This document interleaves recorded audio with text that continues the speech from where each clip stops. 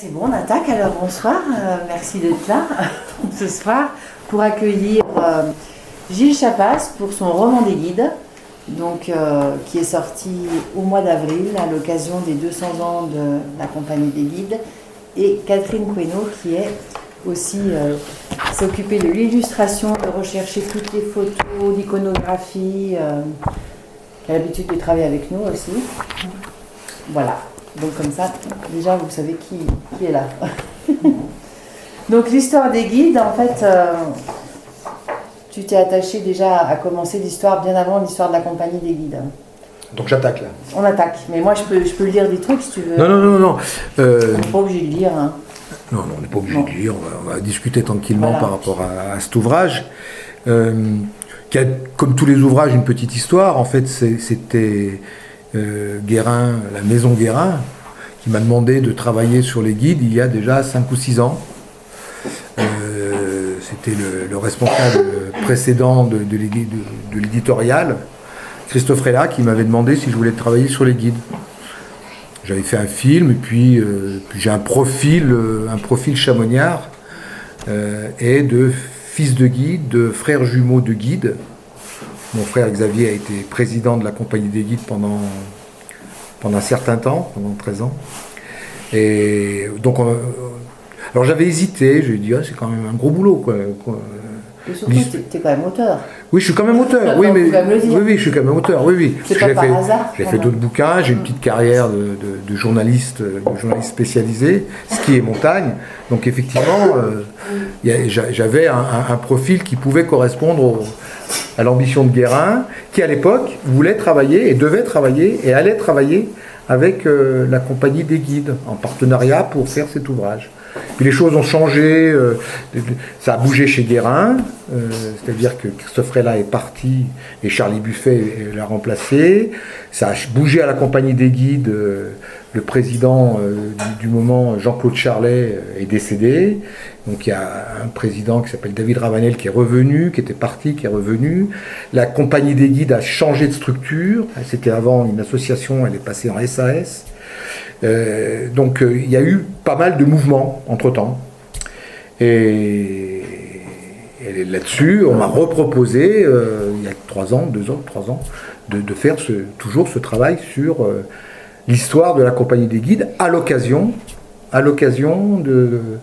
du bicentenaire de la Compagnie des Guides. Mais ce n'était pas tellement l'histoire de la compagnie, c'est plutôt l'histoire du métier de guide. C'était plutôt voir comment le métier de guide s'était créé, comment il avait évolué, et le regarder à travers le prisme chamoniard. Et le prisme chamoniard, c'est forcément le prisme de la Compagnie des Guides de Chamonix, qui est la plus ancienne du monde, qui a été créée en 1821, et qui est la plus ancienne compagnie du monde, et qui est la plus grosse compagnie du monde encore aujourd'hui. Donc j'avais hésité, et puis petit à petit j'ai dit bon ok, on va le faire, on a fait un plan. J'avais demandé aussi que Catherine travaille sur l'icono, parce qu'elle connaît parfaitement et l'histoire de la vallée et les documents qui ont trait à l'histoire de l'alpinisme. Donc c'est un livre texte et images chez Guérin. Donc il y a effectivement un texte, mais il y a aussi des images. Donc il fallait faire correspondre le texte tel que je l'imaginais et les images. Donc on a constitué une petite équipe, avec Stéphanie aussi, qui s'occupait de la mise en page. Et puis on s'est lancé. Et on devait finaliser un accord avec la Compagnie des Guides de Chamonix, qui ne s'est jamais finalisé. La compagnie a choisi de faire un autre livre, avec d'autres auteurs, notamment David Ravanel, l'ancien président.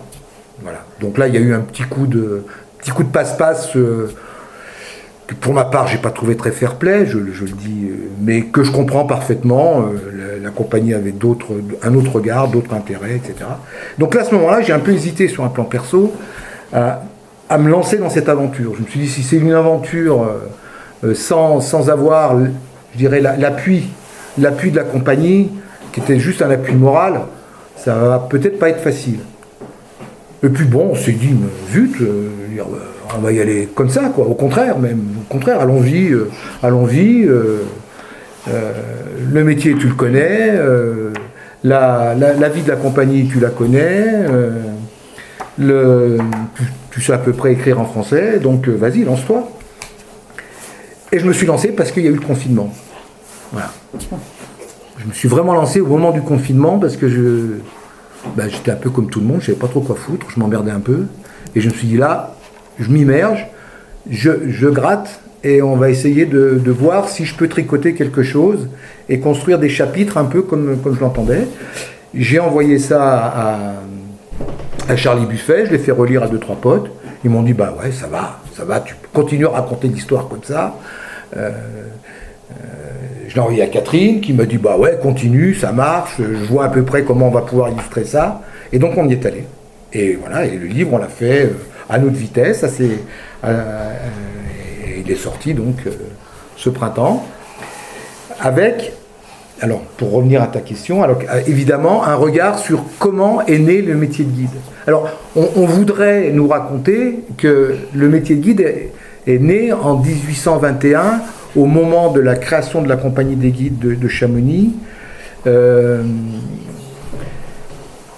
En fait, c'est beaucoup plus compliqué que ça et c'est bien avant ça. C'est-à-dire que c'est peut-être 80 ans avant que le métier de guide est né et il est né un peu par hasard, je dirais. C'est simplement qu'il y avait des touristes qui arrivaient dans la vallée. Ils n'étaient pas très nombreux.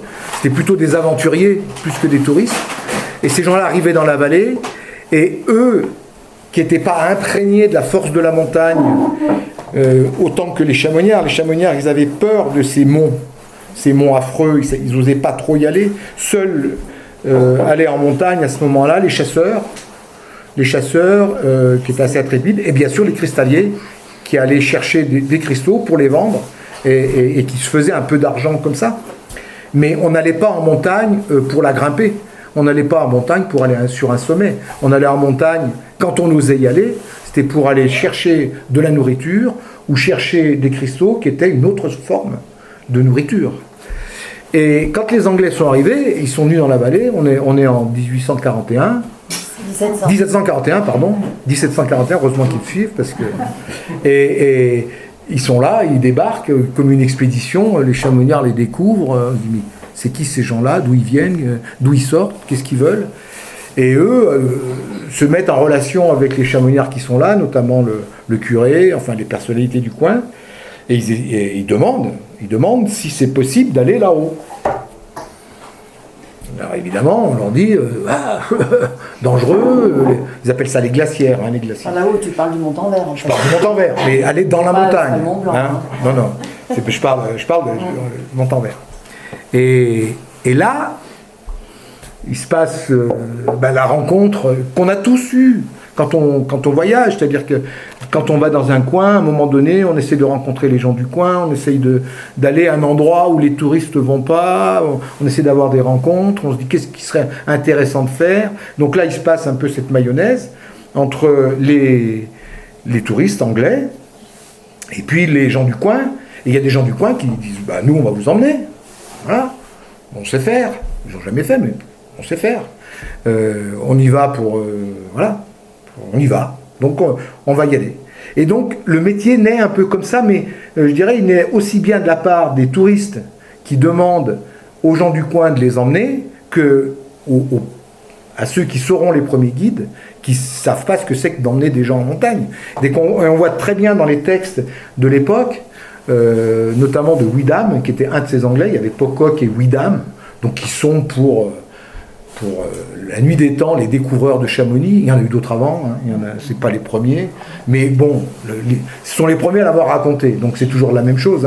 C'est-à-dire que quand on raconte les histoires, d'un seul coup, elles prennent du volume et elles deviennent la vérité. Et c'est pas forcément la vérité, mais c'est devenu la vérité de tout le monde. Donc ces Anglais racontent que, en fait, quand ils partent pour aller en direction du Montanvert, ils s'arrangent avec les gars pour régler le pas, pour aller pas trop vite, pour que les guides leur expliquent un peu c'est quoi ce rocher, c'est quoi cette montagne, voilà. Et donc le métier naît un peu comme ça. Et alors ce qui est très curieux, c'est que tout de suite, il y a un peu deux catégories de professionnels qui se forment. Il y a les guides, donc ceux qui vont devant, Et puis les porteurs. Alors, ça se fait presque naturellement, les porteurs, donc c'est un peu les employés, les ouvriers, enfin les petits frères. Les petits frères, voilà. Et donc, mais quand même, il y a une relation à l'époque entre les clients et les guides, ou ceux qui se prétendent guides, ou qu'on dit qu'ils sont les guides, qui est quand même une relation de subordination. C'est-à-dire que le client, il a l'argent, il a le pouvoir, donc le guide, c'est un peu un laquais de luxe. Hein, c'est-à-dire que voilà, c'est un employé quoi, Et alors tout ça fait que le métier se met petit à petit en place, mais n'évolue pas jusqu'à ce qu'il y ait de Saussure et d'autres savants, d'autres personnes qui veulent découvrir ce que sont les montagnes. Et en général, ce sont soit des artistes, soit des géologues, des scientifiques, qui veulent connaître les montagnes, qui viennent à Chamonix. Donc de Saussure est le premier à prendre un guide pour découvrir la montagne, pour aller progresser en montagne, et il met en 1760, il affiche dans la vallée comme une espèce de petite annonce sur les murs des églises, etc., en disant « je donne un peu d'argent, une prime, à qui arrivera le premier au sommet du Mont Blanc ». Voilà. Donc, à ce moment-là, dans la mentalité des chamoniards, de certains, qui étaient chasseurs ou cristalliers, l'idée germe d'aller au sommet du Mont Blanc. Elle n'était pas venue avant, cette idée-là, qui consistait à aller au sommet des montagnes. Les montagnes étaient là, elles étaient inquiétantes, elles étaient sûrement dangereuses, il y avait sûrement des esprits qui se baladaient un peu à droite à gauche, donc on n'aimait pas trop y aller, mais là, d'un seul coup, peut-être que finalement, si le monsieur donne une prime, ben on va essayer d'y aller. Et à partir de 1760 jusqu'à 1786, année où Balmat va aller au sommet du Mont Blanc avec Paccard, il y a tout un tas de chamoniards. Il n'y a pas que Balmat, il y a d'autres chamoniards. Il y a les Paccard, Tisset, etc. Il y a un certain nombre de gens qui essayent de trouver la voie pour aller au sommet du Mont Blanc.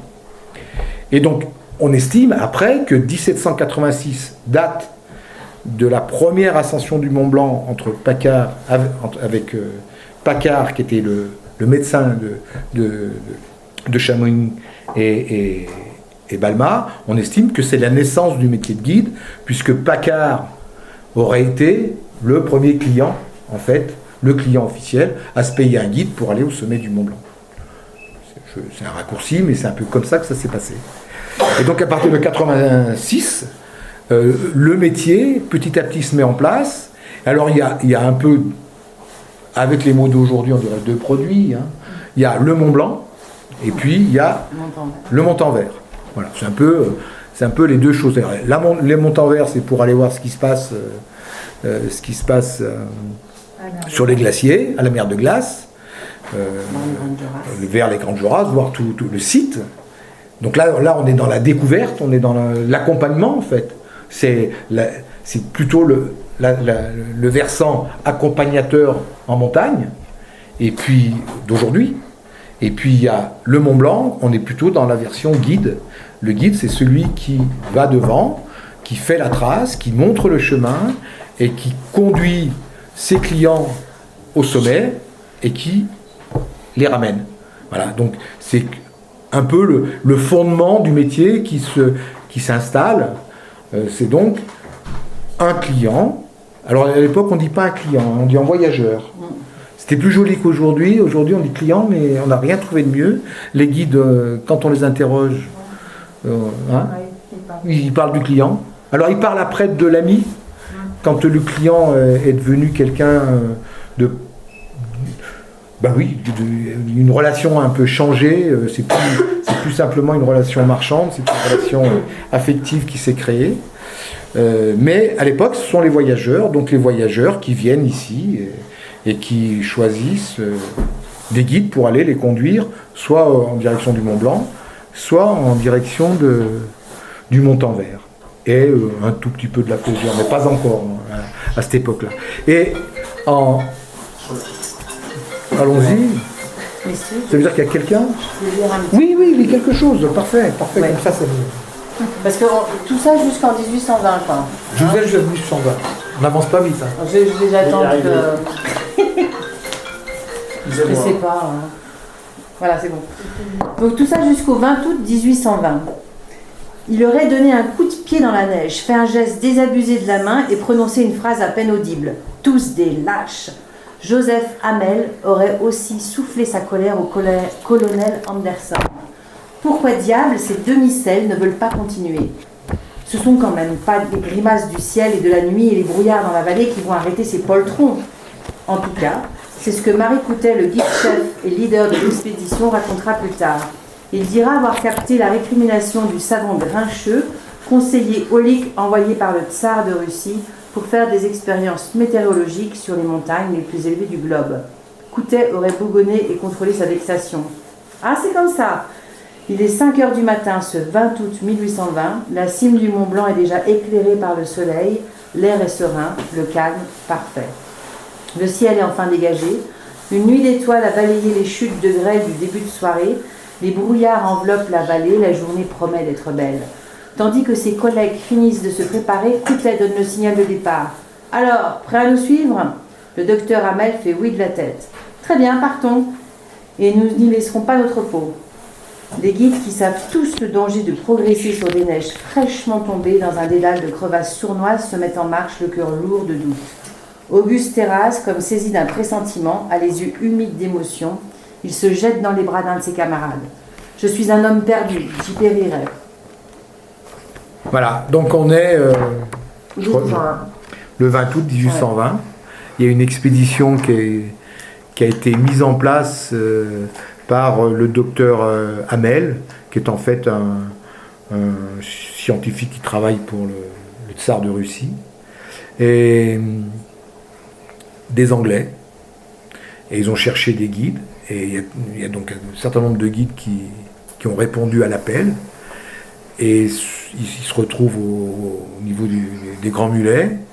Et là, il y a une hésitation. La montagne est un peu incertaine, mais il a beaucoup neigé. Donc les guides craignent le risque d'avalanche. Ils craignent que la montagne soit dangereuse. Et donc ils discutent un peu entre eux. Et Hamel, donc c'est sa réaction, demande au guide, mais d'y aller, allons-y. Et là, c'est la version du guide. Hamel aurait dit, mais vous êtes des lâches, seriez-vous des lâches? Et donc le guide dit, nous des lâches? Non, donc on va y aller. Et donc là, on est tout à fait à la naissance de la relation guide-client, c'est-à-dire qui commande. Là, en l'occurrence, c'est le guide, parce qu'il est sur son territoire, qui connaît la montagne, et donc il sait ce qu'il faut faire ou ne pas faire. Donc il sait dire oui, mais il sait dire non aussi, donc faire demi-tour. Et le client, il a payé. On lui a vendu, entre guillemets, des choses magnifiques, il en veut pour son argent. Donc là c'est la naissance du rapport client, clairement. Et qui gagne, pour le coup, c'est le client. Les guides n'ont pas vraiment envie d'y aller, certains oui, d'autres non. Et le client, il pousse à la roue, et on constate ça aujourd'hui très fréquemment, notamment en ski hors piste, où les clients poussent les guides à y aller parce qu'il y a des traces, alors que le guide n'a pas forcément envie d'y aller, parce qu'il connaît la montagne, parce qu'il sait que là c'est un peu dangereux, c'est pas parce qu'il y a des traces que ça risque rien. Et il y a eu des accidents, et il y a encore des accidents, il y aura encore des accidents, parce qu'à un moment donné, il y a une pression de la part du client, mais normal, sur le guide, et que le guide, il doit aussi, dans sa pratique, savoir dire non. Voilà, c'est aussi ça. Mais là, on n'en est pas là à cette époque-là, évidemment. Donc, ce qui doit arriver arrive, l'avalanche. Et 3 guides meurent. 3 guides meurent, c'est le premier accident de montagne. Grave. Il y en a déjà eu. Mais là, c'est le premier accident grave, et c'est le premier qui met au tapis des guides. Voilà. 3 qui sont tous célibataires, mais c'est quand même 3 jeunes guides. Et donc, ça rentre dans la vallée, ceux qui peuvent, voilà. Et là, polémique, comme la montagne en aura régulièrement depuis cette date-là, à chaque secours en montagne, à chaque drame, à chaque première, ça polémique dans la vallée. Là, ça commence. Et alors, évidemment, il y a la version des clients, la version des guides. Les deux versions concordent pas tout à fait. Il y a un des clients, Anderson, qui écrira plus tard un certain nombre de textes qui permettront peut-être d'avoir une position médiane. Il est un peu plus nuancé. Toujours est-il que la population chamoniarde est extrêmement peinée, dans la douleur par rapport à ce drame, et ce drame qui met au tapis 3 jeunes qui n'ont aucune sécurité, aucune sécurité d'emploi, rien. Le métier n'existe pas en fait à ce moment-là. Le métier n'existe pas. Et donc c'est une des raisons qui va pousser la municipalité de Chamonix à imaginer un statut du métier de guide. Parce qu'en fait, là, ça se passait comment à l'époque? C'était des gens qui disaient, nous on est guides, ils devaient être dans la rue ici, ils rencontraient des clients, ils disaient, vous pouvez m'emmener là-haut? Oui, je peux vous emmener, combien ça coûte tant, point barre. C'était fait. Et il y avait dans le lot, des non-guides, des non-compétents, et puis des petits malins qui essayaient d'arnaquer le client, quoi. Voilà. Donc la compagnie, du coup, avec cet accident et la volonté de la population d'aider les guides, d'aider les familles de ces guides financièrement, et puis la volonté de la commune de mettre un peu d'ordre dans ce métier qui n'en est pas un, dans cette espèce d'anarchie qui prévaut dans la vallée de Chamonix, dans un tourisme un peu bancal, qui s'invente, qui s'installe. Les diligences arrivent ici, des gens débarquent, et c'est les bonimenteurs qui va le dire, moi je vous emmène là-haut, moi je vous emmène là, etc. Et on essaye de récupérer un peu d'argent. D'où la réputation que certains se sont fait un malin plaisir à entretenir de la cupidité des guides de Chamonix. Mais c'est né de là, évidemment, mais c'est pas les guides de Chamonix, c'est dans le monde entier le rapport tourisme et gens du coin. Voilà. Et les guides, au contraire, dès ce moment-là, les gens qui voulaient faire guide, la compagnie, la municipalité, ont cherché à mettre en place un système. On est sous régime sarde, et donc en 1821, la compagnie des guides naît par un texte fait par la municipalité. Il y a un texte en 40 points qui définit ce qu'est un guide, ce qu'est le travail du guide, quel est le rapport entre le client et le guide, et on met tout ça en place, en même temps qu'on met en place une caisse de secours. Une caisse de secours qui est alimentée au départ par des dons, mais aussi par des retenues, ce qu'on appelle les masses, des retenues sur le travail du guide, pour alimenter un compte, lequel compte sert à... à l'époque, ça doit être des... C'est l'ancêtre de la Sécu. C'est l'ancêtre de la Sécu, c'est une petite cassette, je pense qu'ils mettent un peu des pièces dedans, et puis quand quelqu'un a un problème, on lui donne 3 sous pour le venir en aide. Alors, ça va prendre un peu de temps, parce que le régime sarde s'en mêle, on va changer un peu les textes, enfin il y a toute une période un peu transitoire de mise en place, et le régime sarde dépose les textes officiellement en 1823. Donc certains disent la compagnie des guides est née en 1821, d'autres disent non, la compagnie des guides officiellement, réellement, est née en 1823, à partir du moment où le régime sarde a établi les textes qui régissaient ce métier et ce fonctionnement. Donc parmi les textes qui sont mis en place, il y a donc la caisse de secours, il y a une liste à l'époque qui est toujours maintenue, il y a aussi une liste de guides, 40 guides, il y a une espèce de numerus clausus, et puis il y a également un système qui est mis en place, qui existe toujours aujourd'hui. C'est pour ça que la compagnie des guides est très fière, 200 ans après, la compagnie des guides de Chamonix, parce que les trois piliers, ce qu'elle appelle les trois piliers de son existence, c'est-à-dire la caisse de secours, le tour de rôle, et le troisième, j'en suis où là? Je sais pas, je sais pas le troisième. Avec deux. Hein? Mais non, il y a un troisième. On va le trouver. Bon, c'est pas grave. Et donc ils mettent en place un tour de rôle. Donc, non, c'était l'égalité devant le travail, ce qu'ils considéraient comme l'égalité devant le travail, qui venait à partir du tour de rôle. Ouais. Le tour de rôle, c'est quoi? C'est un système qui est mis en place, qui existe toujours aujourd'hui, qui est impossible à décrire dans le fonctionnement, parce que c'est surtout aujourd'hui, parce que c'est un système de petits plots qu'on déplace, enfin, etc.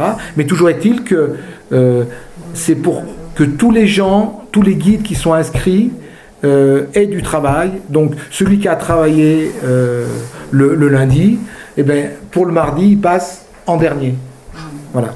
Donc c'est une espèce de système de roulement pour que chaque guide ait du travail et qui est une espèce d'égalité devant le travail. Je vais lire un petit passage. Vas-y. Donc on est en 1821, donc à quelques années après, en 1830, on intègre la compagnie comme on s'engage en religion. Une simple profession de foi, validée par les collègues, sert de ticket d'entrée.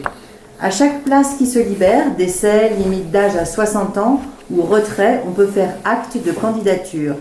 Les demandes d'accession nombreuses proviennent en priorité des familles. C'est ainsi que le 31 décembre 1831, Jean-Gédéon Balma, 27 ans, est adoubé en lieu à la place de son père. Le grand Jacques, qui a bientôt 70 ans, donc Jacques Balma, le premier au Mont-Blanc, préfère courir l'Alpe à prospecter l'or plutôt qu'à guider les Monchus. Doit-on parler de népotisme? Jean-Gédéon a de bons gènes, de l'expérience et des connaissances transmises par son paternel. Ne marchait-il pas dans ses traces en compagnie de son grand frère Ferdinand lors de l'expédition de Marie Paradis Mont-Blanc en 1808? Il sait comment on conduit une course et comment on fait avec les voyageurs. Il applique les préceptes paternels. On ne voit bien qu'avec ses pieds. Si tu veux arriver de bonne heure, marche comme si tu voulais n'arriver que demain. Et le fameux « bien le temps, bien le temps ».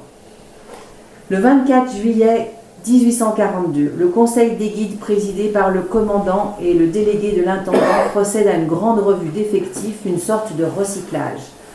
Tous les membres de la compagnie prévenus seulement un mois auparavant réussissent cet examen de contrôle à l'exception de 4, un recalé définitif et 3 remis en formation. Cela étant, il est toujours impossible aux étrangers de la commune d'intégrer l'institution, d'où ce constat amusé de l'écrivain voyageur Francis Veil. Aussi loin qu'on puisse remonter dans les annales de Chamonix à l'aide de l'état civil et des registres paroissiaux, on y retrouve la succession de mêmes familles. 30 à 40 ans résument, on pousse en feu cette noblesse pastorale recommandée par les traditions du dévouement et du courage. En une vingtaine d'années d'existence officielle, la compagnie a pris peu de volume, 60 guides, 30 aspirants, une belle aisance financière et un rayonnement à la fois social et politique incontestable. Les paysans d'origine sont devenus des notables, les familles de guides sont celles qui pèsent le plus lourd dans la vie de la commune, et l'embonpoint de la compagnie et l'hégémonie monopolistique dont elle jouit désormais existe jalousie et convoitise. Oui, donc la compagnie, elle va devenir, ça va être le métier noble d'être guide à Chamonix, et la compagnie va être une force sociale énorme et politique. Et dès le développement, les premières années, quand la compagnie se développe, au conseil municipal, il y a des guides un peu partout dans la vallée. Et chaque fois qu'il y a une décision à prendre, il y a des guides. L'un des premiers, d'ailleurs, avant la naissance de la compagnie, Cachal Géant, qui avait tenu un carnet de guides, raconte très bien justement le rôle que pouvaient avoir les guides les plus influents sur la vie de la commune. Et ce sont parmi les notables. C'est un métier de notable. Alors après, on va accélérer de toute manière. Oui. Après, évidemment, le tourisme estival va se développer de manière assez spectaculaire. le métier de guide va grossir de la même manière, et il va y avoir à ce moment-là un peu deux métiers qui vont se mettre un peu en position et en parallèle. Il va y avoir le guide, disons le guide traditionnel tel qu'on l'imagine encore aujourd'hui, qui prend des clients et qui va aller sur des petits sommets, sur des voies classiques, qui va faire de l'école de glace, qui va aller marcher sur les glaciers. On ne parle pas d'école de glace à l'époque. Et puis il y a toute une autre population qui sont les guides muletiers. En fait, ils sont des gens qui ont des mules ou qui louent des mules. Les propriétaires leur louent des mules et pour aller accompagner les gens sur les sentiers. Donc les sentiers, c'est la Flégère, c'est évidemment le sentier qui mène à la mer de glace. Et il y a un peu ces deux métiers, enfin ces deux manières de concevoir le métier de guide. Ils font tous partie de la compagnie. La compagnie, elle grossit, et en même temps, il y a toute une époque, on est dans les années 1850, il y a toute une époque où les commerçants et hôteliers chamoniards se disent, nous on n'a pas besoin de la compagnie, on va avoir des guides chez nous. C'est ce qui se passe aujourd'hui dans certains hôtels. Hein. Je veux dire, il y a des hôtels ici qui ont leur guide. Voilà. Ou des hôtels qui ont des accords, pas forcément avec la compagnie des guides de Chamonix, mais avec d'autres compagnies, puisque à Chamonix, il y a d'autres compagnies de guides qui se sont installées, et avec d'autres collectivités de guides, ou des guides indépendants. Donc, de la même manière, il y a des hôtels qui se marient avec des guides. Et à l'époque, ça met un tout petit peu le Bronx dans le fonctionnement de la vallée de Chamonix. Tout ça va s'arranger, et finalement, quand la France récupère la Savoie, que Chamonix devient français, en 1860, que Napoléon vient faire un petit tour ici, que l'impératrice vient également faire son petit tour, comme la précédente, qui était venue en 1800 des poussières, tout à fait au début. Le métier va connaître ces belles années, quoi, ces belles années. Et alors, ce qui se passe, c'est que ce qui a existé dès le début, à savoir la primauté aux chamoniards, va continuer à être une vérité. Donc ça veut dire que d'abord les chamoniards, c'était si vrai qu'au début, les gens de Servoz et Argentière n'étaient pas considérés comme chamoniards. Donc ils n'étaient pas dans la compagnie des guides de Chamonix. C'était des étrangers. C'était des étrangers à Chamonix. Donc il n'était pas question qu'ils viennent à la compagnie des guides. Donc on n'est pas là en train de parler d'étrangers quand on parlera de maisons, des gens comme ça, quelques cent ans plus tard. Là non. L'étranger, c'est le mec d'Argentière. Donc c'est peut-être aussi pour ça qu'il y a toujours aujourd'hui une espèce de concurrence au sein de la compagnie des guides, entre les gens d'Argentière, qui forment une entité, et les gens de Chamonix, qui forment une entité un peu plus grande, et qui s'est beaucoup ouverte, l'entité chamoniarde. L'entité argentière, elle s'est un peu moins ouverte. Hein, on est d'accord ? Ils viennent tous autour de rôle de Chamonix. Oui, ils viennent tous autour de rôle de Chamonix, mais bon, voilà. Donc, il y a dans ces années-là des petits phénomènes qu'on retrouve aujourd'hui. Voilà. Qu'on retrouve aujourd'hui, donc, qui sont très ancrés dans je dirais, dans la culture de la vallée de Chamonix et dans la culture du métier. Parce que ce métier-là devient, de fait, le métier de référence de la vallée de Chamonix, quoi. Alors le guide de Saint-Gervais, comment il faisait ? Eh bien, le guide de Saint-Gervais, ils se sont installés beaucoup plus tard, et eux, ils ont fait en sorte, les guides de Saint-Gervais, de conserver le Mont Blanc. Voilà. C'est-à-dire que le sommet du Mont Blanc est sur la commune de Saint-Gervais ou sur l'Italie, il n'est pas sur Chamonix. Donc, les Saint-Gervelins, eux, ils avaient leur espace, Mont Blanc, Bionasset, Dôme de Miage, c'était leur univers. Donc, il y avait une autre compagnie qui s'est montée, parce que l'exemple de la compagnie des guides de Chamonix va inspirer d'autres collectivité dans d'autres villages. Donc c'est vrai à Saint-Gervais, mais c'est vrai à La Grave, c'est vrai à la Béarde, c'est vrai à Pralognan-la-Vanoise, c'est vrai dans les Pyrénées. Il y a dans la milieu et fin des années du 19e, des compagnies qui se créent un peu partout. Avec, à ce moment-là, une forte mainmise du club alpin français ou de l'association des touristes du Dauphiné, qui essaye de chapeauter un peu le métier.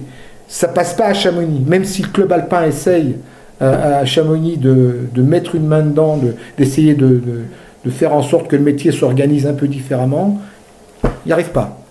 Là, le Chamonix, on se barde. En même temps, on lutte aussi un peu contre les Anglais. Parce que les Anglais sont là déjà, ils sont toujours là, ils sont là, et c'est eux qui, à un moment donné, vont nous expliquer comment on doit s'organiser. C'est normal. Ce qu'ils font partout. Donc ils viennent ici et ils nous expliquent comment on doit organiser le métier, et en même temps qu'ils développent un alpinisme sans guide, ils essayent de nous convaincre qu'il faut avoir d'autres règles de fonctionnement, notamment sur l'organisation de la cordée, enfin, etc., etc. Donc il y a tout un moment extrêmement foisonnant qui doit être assez excitant, où la vallée de Chamonix développe à la fois le métier de guide et à la fois s'inscrit dans le développement de l'activité alpinisme. Mais pas simplement l'alpinisme de guide, mais l'alpinisme de conquête, de première, parce qu'on est dans les années 1860, ce qu'on appelle l'âge d'or de l'alpinisme, où les alpinistes, et souvent les guides, qu'ils soient guides suisses, qu'ils soient guides italiens, qui viennent de Zermatt, de Cervinia, de Chamonix, de Grünenwald, etc. Ces guides, ils se tirent la bourre, une compétition qui s'est installée pour aller au sommet des montagnes. Qui était encore vierge. Qui était encore vierge, puisque petit à petit le Mont Blanc est fait. Alors après que le Mont Blanc soit fait, on décide d'aller sur des sommets qui n'ont jamais été faits. Donc les années 70-80, c'est la Mèche, qui est une grosse bagarre. Les années 60, c'est le Cervin. Et donc c'est une bagarre, c'est une compétition. Et dans cette compétition, les guides, et pas simplement les guides chamonniards, les guides sont les leaders. Ils sont inscrits là-dedans. Ils sont poussés par des riches ou aventuriers clients, pour la plupart anglais, très souvent anglais, les Whymper, les Mummery, etc. Et donc, il y a des cordées qui se forment d'alpinistes et de guides. Alors, c'est vrai à Chamonix avec Michel Croze, par exemple, mais c'est vrai ailleurs. Et le diplôme de guide avec Gaspard, par exemple. Pendant toutes ces périodes, qui c'est qui donne le diplôme de guide? Alors, dans certains endroits, le CAF s'en mêle. Ouais. Pour essayer d'établir un diplôme de guide, mais ici, ce sont les chamonniards qui décident de l'attribution du diplôme. Et alors le diplôme, c'est pas un diplôme, c'est une cooptation, c'est une discussion, tu commences par être porteur, tu apprends le métier avec un ancien, et puis un beau jour, on décide que tu es guide. Et il faut attendre très longtemps, il va falloir attendre très longtemps, et là on va sauter les étapes, et pour que le métier, sous sa forme actuelle, existe réellement, c'est en 1948 que l'État s'en mêle, et que ce sont les écoles nationales qui se créent à cette époque-là, donc l'école nationale qui a bougé, l'école nationale de ski et l'école nationale d'alpinisme qui ont bougé. Par exemple, elle a été à La Grave une année, l'école d'alpinisme, l'école des guides, l'ENESA, enfin c'était pas l'ENESA à l'époque. Le ski, ça a été à Méribel, ça a été également à Val d'Isère. Donc ça a un peu bougé, et maintenant, tous les guides passent par l'école nationale de ski et d'alpinisme, et comme tous les moniteurs de ski, sont des diplômes d'État depuis 1948, et l'école de ski est installée ici, ça s'appelle l'école nationale, enfin l'école de formation des guides. Donc le diplôme de guide est un diplôme d'État, Avant, c'était les compagnies qui faisaient passer les diplômes. Alors par exemple, dans les années 30, c'était un jury. Alors dans le jury, il y avait 2-3 anciens guides, peut-être un jeune guide, il y avait le maire, il y avait 2-3 personnalités, et on faisait passer un questionnaire. C'était du genre, si un serpent, tu fais quoi? Il y en a qui disent je m'en vais, l'autre je le tue, puis voilà. Enfin, c'était genre de questions comme ça. Et finalement, les gens réussissaient assez facilement. Et c'est à ce moment-là, en 1930, que sont arrivés dans la vallée, qu'est arrivé dans la vallée celui qu'on considérait comme le premier étranger véritable de la vallée, Roger Frison-Roche, qui a été brillant dans son examen, qui avait appris l'escalade avec des guides du coin, et qui s'était installé à Chamonix quelques années avant.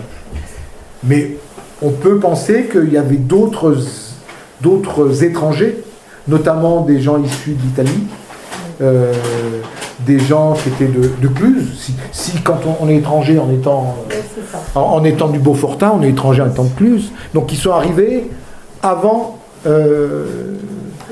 Frison-Roche. Mais pour l'histoire, parce qu'elle est belle, on considère que le premier étranger, dans la vallée de Chamonix, le premier guide étranger, c'est Frison-Roche. En tout cas, c'est le premier citadin.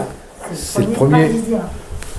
Oui, il est né à il est du Beaufortin quand même. Il est né à Paris. Oui, mais enfin, il est du Beaufortin quand même. Oui, mais c'est comme on dit, le premier étranger, et que c'est pas tout à fait vrai.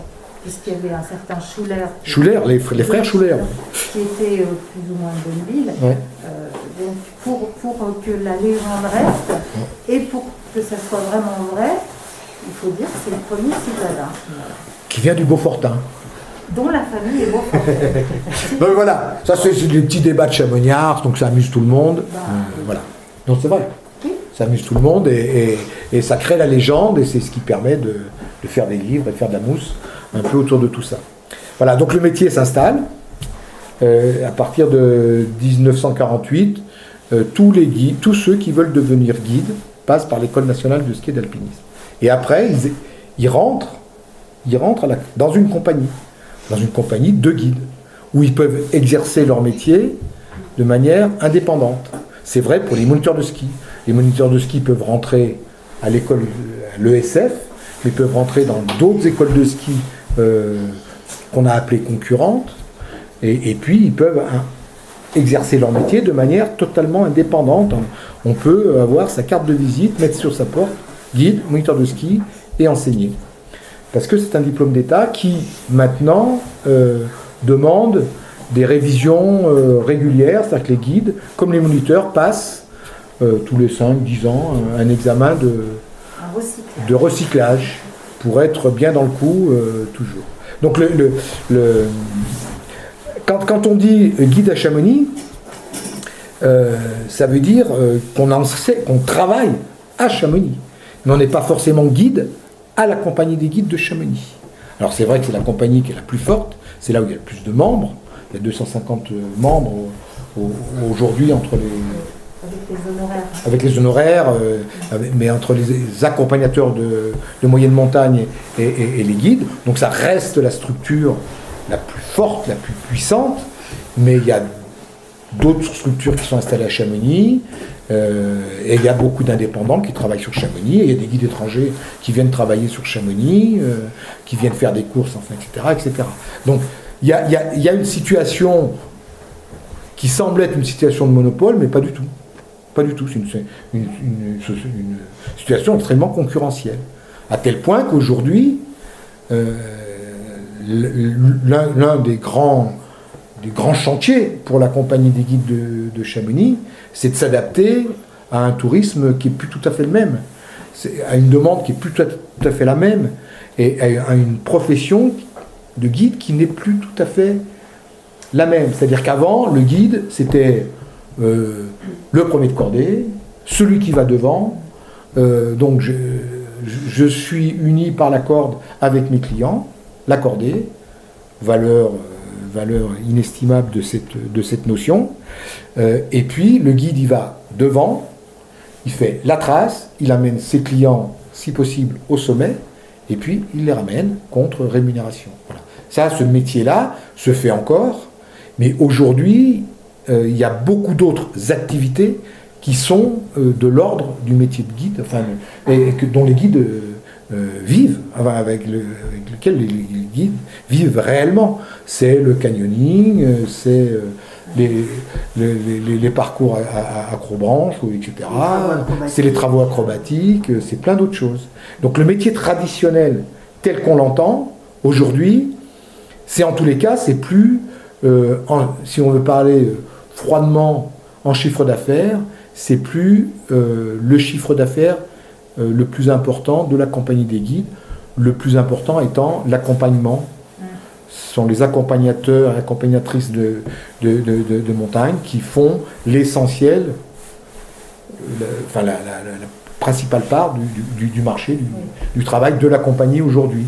C'est-à-dire, donc l'accompagnement, c'est de l'accompagnement. C'est-à-dire on promène les gens, on les forme à la montagne, à la culture de la montagne, on apprend à découvrir cet univers, on les accompagne sur des chemins qui sont si possible jolis, on leur fait des beaux itinéraires, etc. Et donc, c'est la demande, elle est là. Et on peut s'interroger aujourd'hui sur ce qu'attendent les gens qui font de la montagne.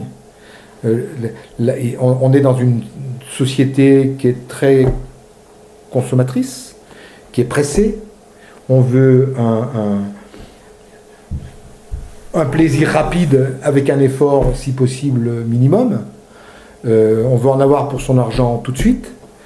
Il y a un goût de l'effort qui est sûrement moins important que ce qu'il a été. Et il y a aussi, de toute manière, un rapport au risque, un rapport à l'engagement que beaucoup de pratiquants ne veulent pas prendre, tout simplement. C'est-à-dire que moi, j'ai rencontré beaucoup de guides, j'ai discuté avec beaucoup de guides, je vois mon frère, mon père, enfin, plein de gens. C'est un métier qui impose à celui qui le pratique une espèce d'investissement, mais incroyable. Parce que ces gens-là, au quotidien, que ce soit une grande course, une petite course, une descente en hors-piste, une balade sur un glacier, etc., ces gens-là ont affaire avec l'engagement et avec l'accident possible, avec le danger de la montagne, qu'on le veuille ou non. Donc ça veut dire que ces gens-là ont un stress quotidien qui est réel, alors qu'ils avouent plus ou moins, parce que les guides ont quand même développé une image assez forte d'eux-mêmes. Il y a beaucoup d'ego dans ce métier, à juste titre. Donc, dire qu'on a des craintes, dire qu'on a peur, dire qu'on a du stress, ça se fait pas, ça se dit pas. Dire que la mort est présente dans la pensée, dans l'univers, on se l'avoue pas. Mais encore dernièrement, la communauté chamoniarde, elle a enterré l'un de ses meilleurs guides, qui était professeur à l'École nationale de ski et d'alpinisme, un jeune guide, Titi Jantet, excellent, voilà. Il a eu un accident en Grèce, en école d'escalade. Voilà. Il est parti avec une écaille, enfin voilà. Donc, et ça, ce deal quotidien avec le risque, ça veut dire qu'on doit avoir un énorme respect pour ces professionnels, quels qu'ils soient. Un énorme respect pour cette espèce d'engagement qu'ils ont fait de leur vie. C'est un choix de vie, guide. C'est un choix de vie. Accompagnateur, il y a un tout petit peu moins, parce que les accompagnateurs, ils n'ont pas le droit normalement d'aller dans des endroits où il y a qui nécessitent l'utilisation d'une corde ou d'un piolet, etc. Donc les accompagnateurs sont moins en prise permanente avec les dangers objectifs de la montagne. Les dangers objectifs de la montagne, c'est la neige, c'est une pierre qui tombe, ce sont des choses, voilà. le mauvais temps qui arrive. On demande maintenant au guide, c'est que c'est une garantie. Si on prend un guide, on doit arriver sain et sauf forcément. Et là, c'est le revers de la médaille en fait. C'est-à-dire que le guide, c'est l'assurance tout risque. Et dans une société qui se judiciarise beaucoup, le guide, il est en première ligne. Le syndicat des guides a des procès très difficiles, très très difficiles. Parce qu'il y a eu des clients amis, souvent, qui ont eu des pépins, où les familles ils sont allées plein fer en procès. Et il y a des dossiers qui sont... Oui, tu as raison, mais souvent c'est poussé par les assurances. Et poussé par les assurances également. Il y a des gens, on en connaît, mon mari est guide aussi, mon beau-père était guide, et il y a des gens qui ne souhaiteraient pas engager un procès, mais leur assurance leur dit, oui, mais voilà, il faut y aller, sinon... Bon, c'est la judiciarisation. Voilà. Et donc aujourd'hui, 200 ans après, on est quand même dans une espèce de marmite qui est compliquée Voilà. Difficile de faire une bonne tambouille avec tout ça, quoi. Parce que... Et la compagnie des guides, elle vit ça au premier chef. Comme elle vit au premier chef, et comme les guides le vivent au premier chef, le réchauffement. Ils le prennent en pleine poire, quoi, je veux dire. Eux, ils le voient d'abord, et ils l'ont vu il y a déjà longtemps, et ils en ont parlé il y a déjà longtemps. Aujourd'hui, on les croit, on les écoute, mais ça modifie le métier. Parce que ça modifie l'approche du terrain, des courses. Il y a plusieurs courses qui étaient dans les 100 plus belles de Gaston Rébuffat, qui ne se font plus aujourd'hui. Et il y a, je crois, un tiers des courses qui sont modifiées, mais qui ont été modifiées par les conséquences du réchauffement. Alors, un endroit c'est la neige, un autre endroit c'est les chutes de pierre, ailleurs c'est l'arrimée qui se passe plus, enfin, etc., etc. Donc, les guides doivent faire aujourd'hui avec ça en plus, avec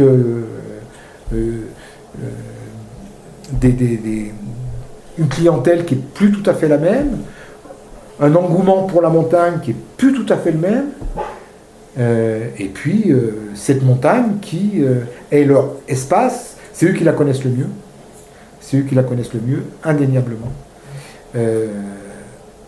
Et leur espace change, modifie. Donc, eux revendiquent ce qui est la qualité peut-être essentielle du guide, c'est l'adaptation. Voilà, c'est ce qu'on a appris à quelqu'un. Le guide, il peut être un grand technicien, mais il doit être aussi, entre guillemets, un montagnard. Donc, s'adapter à cet univers, à cette grande nature. Et c'est ça que les bons guides, ou les guides, en général, savent le mieux faire. C'est-à-dire, et c'est là où il faut leur faire confiance. Et c'est là où ils sont, je dirais, une assurance. Pas tout risque, parce que ça n'existe pas. Mais c'est là où ils sont une assurance. C'est parce qu'ils savent s'adapter, et ils savent répondre, trouver une solution pour leurs clients, pour eux-mêmes, pour pratiquer une belle montagne.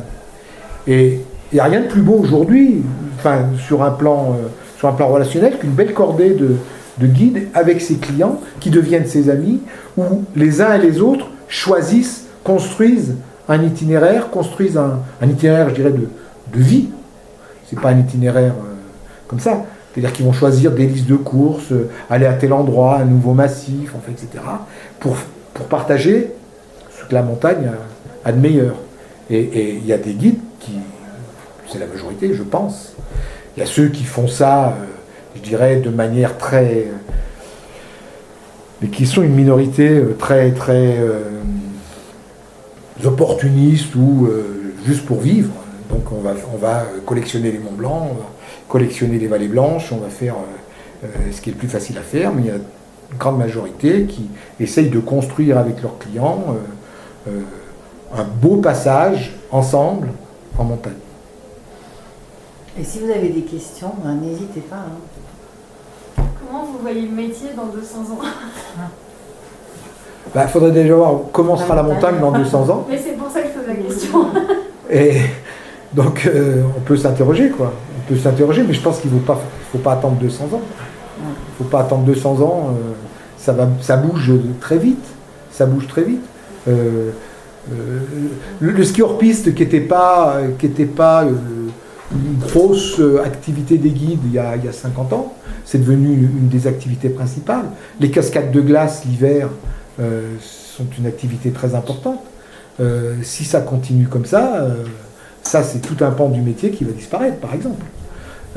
Là, actuellement, on assiste à un déplacement de la saisonnalité. C'est-à-dire c'est un truc impensable. On a des guides aujourd'hui qui prennent le mois d'août pour partir en vacances en famille. Alors que le mois d'août avant était le mois le plus fort de l'activité. C'était le meilleur mois. Et bien, aujourd'hui, à cause de ce réchauffement qui menace et qui crée des dangers, la chute de pierre, c'est pas... C'est les éboulements, les éboulements, quoi, je veux dire. Ici, c'est toute la journée, quoi, on entend. Donc, les gens font maintenant beaucoup plus le métier l'hiver. Dans les années 50, ça a été d'ailleurs l'une des grandes causes de la polémique sur Vincent Don et Henry, etc., que vous connaissez peut-être. Mais dans les années 50, on n'allait pas en montagne l'hiver. On n'y allait pas. On faisait du ski. Mais c'était du ski de station, c'était pas du ski sauf quelques-uns. Mais on n'allait pas en montagne l'hiver. Les guides, l'hiver, ils étaient soit moniteurs de ski, soit ils reprenaient leur travail d'artisan ou de paysan. Aujourd'hui, l'hiver, ça devient une grosse saison pour le guide. Ça devient une belle grosse saison. Le printemps devient une belle saison. Donc, adaptation. Donc le guide, il va... Voilà. Alors, mais ils sont un peu comme moi, c'est-à-dire qu'ils ne savent pas ce qui va vraiment se passer. Mais ils savent qu'il faut qu'au jour le jour, ils s'organisent. Et donc c'est toute la difficulté. Individuellement, ça peut se faire, mais c'est toute la difficulté d'une compagnie qui brasse 250 guides, 250 personnalités assez fortes. Certains ont dit que c'était 250 bourriques. Pas moi, hein, mais ça a été dit. Donc c'est faut faire avec, ces 250-là. Ça c'est compliqué. Ça c'est compliqué. Qu'est-ce qu'on leur propose? Comment on organise leur quotidien? Qu'est-ce qu'on fait du tour de rôle? Etc. Quoi. Et je pense que la compagnie, elle vit aujourd'hui, sur le plan du fonctionnement, des années difficiles, des années complexes, extrêmement complexes. Avec, en même temps, ils ont mis en place des directeurs, etc. Ils sont une petite entreprise, c'est une petite PME. Donc, petite PME qui est dans un monde qui est extrêmement mouvementé, incertain, etc. Quoi. Voilà. Donc, on peut s'interroger sur le devenir. Mais les guides, ils s'interrogent là-dessus. Mais il faudrait que tout le monde s'interroge aussi. Si nos responsables politiques s'interrogeaient, je dirais, intelligemment sur le réchauffement, on ne ferait peut-être pas ce qu'on continue à faire dans le développement de nos stations, en continuant à faire des lits, en continuant à mettre du canon à neige, enfin de la neige artificielle, de neige de culture, parce qu'il faut dire les mots, voilà. Et là, on nous explique que c'est la solution. De toute manière, ça ira bien jusqu'à 2050. Après, 2050, ce sera aux gamins de se démerder, quoi. En gros, hein, ce qu'on nous explique. Ils sont un peu tout seuls aussi, là, les guides, dans cette prise de conscience je dirais politique du développement de la montagne, quoi. Pas simplement la haute montagne. Alors, il y a des élus locaux, oui, mais des élus nationaux, pas tellement, quoi. Pas tellement. Mais c'est une grosse question, quoi. Ça, c'est une grosse question. Alors, c'est aussi... on peut aussi regretter aujourd'hui que... Enfin, moi, c'est un de mes regrets, c'est que la montagne, elle n'a pas de porte-parole aujourd'hui. Elle n'a pas de porte-parole personnalisée, quoi. Elle en a eu. Elle en a eu, Frison Roche, ne serait-ce que Frison Roche, de maison l'a été. Ils écrivaient. Mazot l'a été à un moment donné. Je veux dire, on a eu des gens comme ça. Aujourd'hui, on n'a pas de porte-parole. Donc, les guides sont collectivement assez inaudibles. Il n'y a pas une personnalité guide qui émerge. Des gens qui pourraient, comme Christophe Profi, etc., ou Catherine Destivelle, restent dans leur zone, avec beaucoup d'humilité. Donc finalement, on n'a pas quelqu'un qui porte cette parole-là. Alors peut-être, on a des Tessons, des gens comme ça, qui aujourd'hui sont ceux qui parlent souvent au nom de la montagne. C'est pas forcément satisfaisant. C'est pas forcément satisfaisant. On souhaiterait qu'il y ait quand même quelqu'un...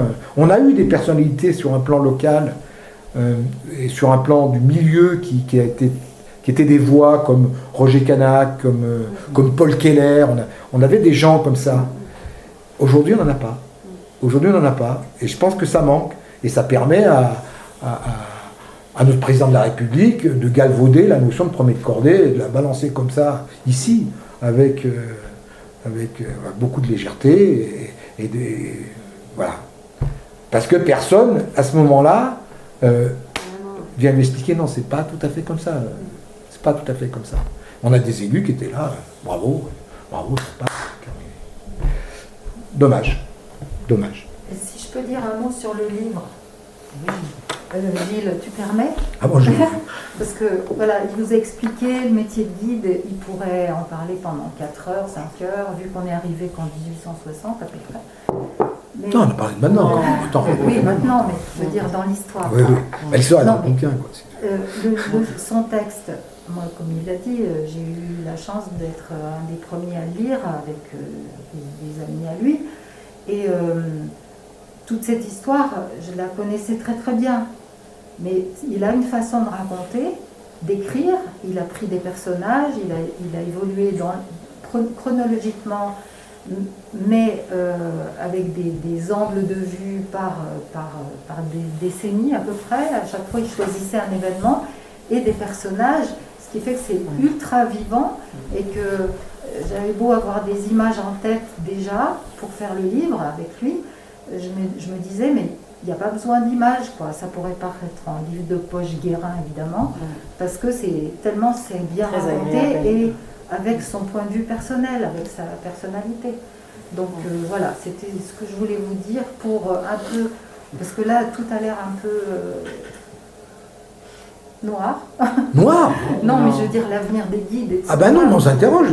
On s'interroge, oui, non, mais c'était juste pour Ah non, je faire dis pas qu'il est noir, puisqu'en fait, je dis qu'il y a 250 Oui, professionnels qui oui, travaillent ici. oui. Il n'y en a jamais eu autant. Oui, mais Il y en a 500 peut-être sur Chamonix. bon, mais ton ouais. livre, Mais ça reste un métier qui fait porte-parole. rêver, de toute façon. Et il y a quand même beaucoup de citadins maintenant qui deviennent guides, parce que c'est un choix de vie, c'est par rapport à la liberté, aux grands espaces, enfin toutes ces choses. Mais D'ailleurs, aujourd'hui, on a tellement dit que la compagnie des guides était fermée, les chamonniards étaient des portes de prison, on ne pouvait pas rentrer dans leur univers. La compagnie des guides, c'est tous les gens qui sont venus de l'extérieur maintenant qui dirigent la compagnie des guides, quasiment.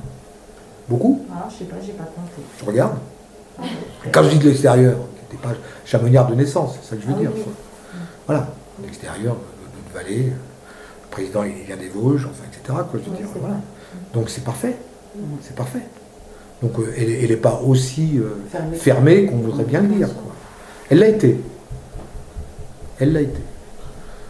Mais depuis 50 ans, je pense qu'elle s'est bien ouverte. Quoi, bien ouverte. Et le nombre, il est encore bloqué aujourd'hui ou le nombre, il peut varier? Le nombre? On a vu Ouais. qu'il y avait un numerus clausus. Ah non, il n'y a pas là, il n'y a pas de... Maintenant, il n'y a plus de nombre. Non, ce qui se passe, il y a un renouvellement entre ceux qui partent à la retraite, qui arrêtent le métier, et les jeunes. Je veux dire, ça se fait de manière tout à fait naturelle. Ouais, c'est ça. Alors, pour rentrer à la compagnie des guides, on doit être candidat. On doit faire acte de candidature. Donc, faire acte de candidature, c'est une lettre. Bonjour, je suis machin, je veux rentrer chez vous. Voilà. Et après, cette candidature, elle est étudiée par le bureau. D'accord. Et donc le bureau fait rentrer, en gros, un nombre de gens qui vont pouvoir travailler. C'est ça en fait qui fait le nombre. C'est ça. C'est-à-dire que s'ils rentrent, c'est pour qu'on leur offre du travail. La compagnie, c'est l'une de ses fonctions principales. C'est d'offrir du travail au guide. C'est d'être une facilitatrice de travail. C'est-à-dire que le gars qui vient dans la vallée, qui ne connaît rien, il va arriver à la compagnie des guides et on va essayer de répondre à sa demande, à sa problématique, et on va lui trouver un guide. Voilà. C'est ça la force de la compagnie. Donc la compagnie, elle est là pour offrir du travail. Donc on fait rentrer des gens en fonction de la demande. Voilà. Et ça marche relativement bien, ça. Ça marche relativement bien. Ils sont votés en Assemblée Générale. Après, ils sont votés en Assemblée Générale. Après, mais bon, quand ils sont choisis par le Oui. bureau, en général, l'Assemblée Générale, elle suit. Le bureau essaye d'éliminer ou de ne pas sélectionner quelqu'un ou quelqu'une qui serait suspect de quoi que ce soit, je ne sais pas. Voilà. En général, ça se passe très bien. Quoi. Ça se passe très bien. Alors c'est vrai que cet examen de passage, cet examen d'entrée, à un moment donné, il était difficile pour les gens qui n'étaient pas de la vallée. Voilà. Aujourd'hui, on ne peut plus le dire. Et tant mieux. Et il y a même des femmes. Voilà. Et il y a même des femmes. 6 femmes, 5 femmes maintenant. 5. Ouais. On n'a plus que 5. Elles sont parties. Il y a, je ne sais plus comment elle s'appelle. Il y en a une qui a arrêté. Voilà. Parce que c'est un métier qui se féminise. Très peu. Mais quand même. Parce que c'était quand même, pendant très longtemps, c'était un métier qui n'était pas du tout pensable pour une femme. Voilà. C'était pas du tout imaginable. Le métier de moniteur de ski n'était pas imaginable au début pour les femmes, mais il y a eu des monitrices très vite, donc dans les années 48-50, 1948-50. Mais la première guide, c'est 81. C'est Martine Roland. C'était pas de Chamonix, c'était pas de la vallée. Ben oui, Briançon. Voilà. Son mari était guide et elle a fait beaucoup avancer les choses. Elle. Et la deuxième femme guide était de la vallée. Hein? Ouais. Petit viking. Et elle est rentrée à la compagnie. Elle est rentrée à la compagnie en 88. 88. Ça n'a pas été facile quand même pour elle au début, je pense. Hein. Non, ça n'a pas été facile. Mais je pense que maintenant, tout ça se passe très bien. Et alors, les clients au début, quand ils voient une femme, ça reste encore vrai. Ils disent, ah, c'est vous mon guide? Oui. Ah. Ah. Elle pèse 45 Ah, kilos. en plus, c'est elles sont toutes comme ça, toutes mignonnes et toutes. Ah, ça va pas le faire. Si, ça va le faire, vous allez voir. Et après, ils veulent plus. Ils veulent plus quitter. Il y a des refus là? Il y en a qui refusent? Ah oui, au début. Au début, oui. Encore maintenant? Non, maintenant, ça va mieux. Mais il y en a qui faisaient vraiment le nez, quoi. Ouais. Après, en fait, comment ça se passe? Quelqu'un veut un guide. Il vient à la compagnie des guides. Il se renseigne. Il va s'inscrire pour une course. Alors une course qu'il va demander ou une course qu'on va lui conseiller en fonction de son niveau, en fonction de sa demande, en fonction de... Voilà. Donc en général, il y a un guide-chef. Le guide-chef, c'est un ancien ou un guide blessé qui est là pour conseiller. Donc on lui pose des questions en disant, voilà, moi j'aimerais bien faire ça et ça. Donc le guide-chef, il essaye de tester le niveau.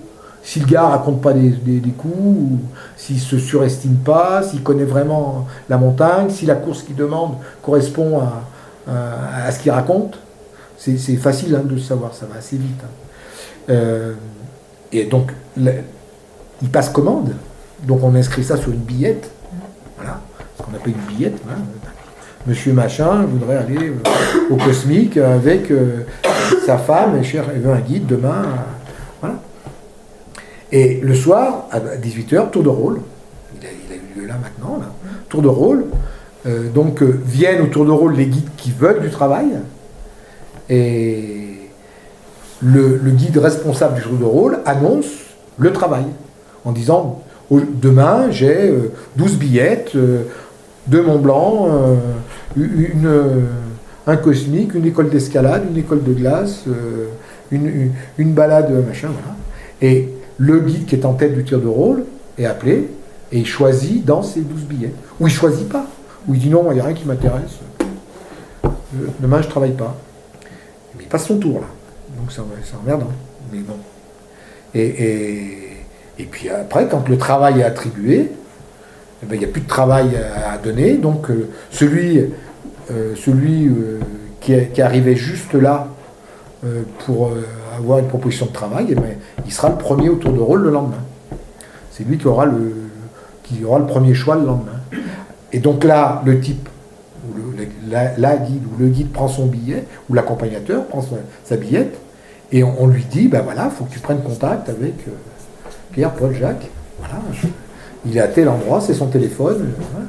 Et en général, les gens, ils attendent à la sortie du jour de rôle, sur le parvis de l'église, et ils attendent pour voir leur guide. Alors, sûrement qu'il y a tout un fantasme autour du guide, donc ils imaginent voir arriver un beau mec, machin, grand, costaud, bidule, et puis ils voient arriver un guide un peu fatigué, un guide qui boitille un peu parce qu'il a mal à la hanche, ils voient arriver un type qui n'est pas tout à fait aussi jeune que ce qu'ils auraient espéré, ils voient arriver une nana. Donc là, là, il faut que le contact se fasse. Le contact se fait. Bonjour, c'est moi votre guide. Ah. Et voilà. Et puis généralement, ça se passe très très bien. Voilà. Ça se passe 9 fois sur 10, ça se passe très très bien. Ensuite, je te coupe juste, parce qu'ensuite, la relation s'établit entre le guide et le client qui peut vouloir grimper 15 jours ou revenir l'année d'après et choisir son guide, rester en contact. Directement avec son guide. Mais il y a aussi une démarche, c'est que les clients peuvent venir demander une course avec préférence pour tel guide. Et du coup, il y a le tour de rôle des préférences, voilà, pour dire que c'est très compliqué. Qui n'existait pas avant, mais qui existe maintenant. Il y a le tour de rôle des langues. Enfin, voilà. Il y a X tour de rôle. Hein, je veux dire, c'est toute une mécanique, il faut le dossier Excel maintenant. Le guide qui a son client, donc qui vient et qui passe pas par la compagnie, comment ça se passe? Il doit déclarer. Il paye des masses. Parce qu'il paye des masses. Donc il doit le dire. Ouais. Il doit le dire. Oui, il doit le dire. Il doit le dire. Ils le disent parce que c'est une question d'assurance aussi. Non, mais s'il les prend à l'étranger ou je ne sais où. Alors là, ouais. Voilà. Parce que ça, c'est comme ça à Chamonix. Mais... Non. Donc là-dessus, il y a les masques, c'est une retenue sur la course. La course, elle est tarifée. Alors, il y a des courses qui sont tarifées, et puis il y a des courses qui sont hors tarif, qui sont difficiles, etc., qui sont à l'appréciation, à la discussion entre le guide et le client. C'est comme quelqu'un qui a fait un tableau ou qui a un beau cristaux. Voilà, on discute. Mais les courses sont tarifées, et donc après, le client paye soit à la compagnie, soit à son guide. Quand il n'a pas payé à la compagnie, les guides n'aiment pas tellement le moment où il faut demander l'argent. Ils n'aiment pas beaucoup. Surtout si c'est des amis. Ouais, ils n'aiment pas beaucoup ce moment comme ça. Ça faut se rappeler. Et alors après, il y a beaucoup de gens qui sont venus à la montagne par le tour de rôle. Je parle des clients qui ont pris goût. Il y en a qui ont été dégoûtés, qui n'ont pas aimé. Et puis il y en a qui ont pris goût. Et puis il y en a après qui ont fait une carrière de clients formidable. Et chaque année, à la fête des guides, puisque le 15 août, il y a une fête des guides, il y a des clients qui sont récompensés pour leur fidélité, pour la qualité de leur carrière, etc. Et c'est 9 fois sur 10 des gens qui sont arrivés un beau jour à la compagnie des guides en disant je voudrais... Par hasard. Ouais, plus ou moins, quoi. Il y a de belles histoires de clients comme ça. Il y a de belles histoires de montagne, tout simplement de montagne. Et après, il y a des vrais... il y a des clients qui font équipe avec leur guide et qui font des premières ensemble, qui vont découvrir des massifs ensemble. Enfin, il y a des très belles relations qui s'installent entre les clients et les guides. Ce qui est le but du métier, quoi. Le but du métier, c'est d'avoir des bons clients Et le but du client, c'est d'avoir un bon guide.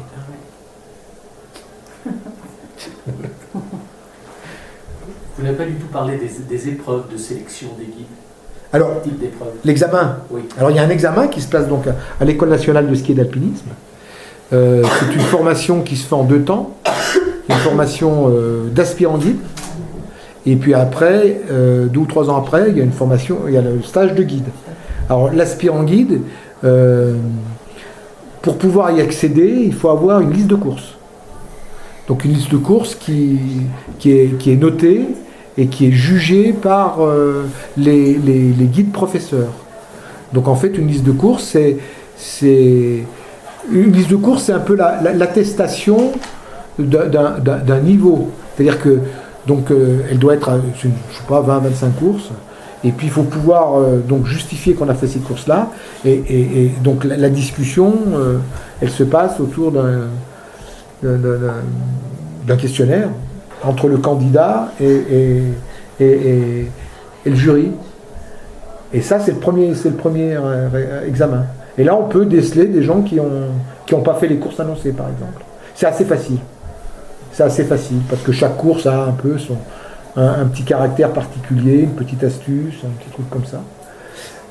Donc après, quand on a la liste de courses, on s'inscrit et on est en formation. C'est des formations de 5-6 semaines avec plusieurs stages. Stage formation maintenant à la neige, qui n'existait pas avant, enfin, etc. Et quand on a réussi, il y a un examen. L'examen, il y a des épreuves écrites et des épreuves sur le terrain. Donc ce qui compte en priorité, c'est les épreuves sur le terrain. On juge du comportement du guide, du candidat, sur le terrain. Donc c'est des situations de course. Voilà, il doit conduire une course. Et les professeurs à l'École nationale de ski et d'alpinisme, les professeurs qui sont sélectionnés, alors il y a des professeurs à plein temps, et puis des professeurs qui sont renforts, c'est des gens qui sont sortis souvent en tête des examens de guide. Parce qu'il y a un classement. Non, il y a un classement. Il y a un major. Voilà, mais on sait à peu près le niveau de qualité des guides. Et donc, ces professeurs de l'École nationale font partie de ce qui se fait de mieux dans le métier, quoi. Voilà. Et aujourd'hui, il y a un guide-chef, un professeur maître qui s'appelle François Marcigny, qui est de la compagnie des guides de Chamonix, qui n'est pas originaire de Chamonix, qui a été un très grand himalayiste, et puis aujourd'hui, c'est lui qui est le professeur maître. Et donc, il a eu toute une équipe de guides à sa disposition, et puis quand il y a besoin de renforts, on pioche des renforts. Donc le guide dont on vous parlait tout à l'heure, qui est décédé, était professeur à l'École nationale, mais à plein temps. C'était son métier. Voilà. Donc, aspirant guide, et après, 3 ans après, c'est la même chose, et on devient guide. Donc on a une belle médaille, une remise de médaille, qui se fait à l'École nationale. Donc chaque promotion, c'est à peu près 45 personnes. Chaque année, il y a à peu près 45-50 personnes qui deviennent guides. Et à qui on souhaite bonne chance, et en disant, si je vous revois dans 5 ans, il y en a 4 ou 5 qui ne seront pas là. Voilà. C'est ce qu'on leur dit, hein. Texto. On leur dit texto. Donc prenez soin de vous. Prenez soin. Non, c'est une formation qui est longue, qui est dure, Non, c'est des grands professionnels, quoi. Les gens qui sortent de l'École nationale, c'est des grands professionnels. Techniquement, et puis sur le plan de la maturité pour conduire une cordée, quoi, pour conduire une course, pour mener une course. On va rester là parce que je pense qu'on va libérer tout le monde. Et s'il y a des gens qui veulent se faire dédicacer le livre par notre auteur, je vois qu'il y en a il y a 2, 3 qui vont se faire dédicacer. Il ne faut pas vous gêner, et par Catherine aussi, je vous donne des crayons. Merci beaucoup. Merci pour cette belle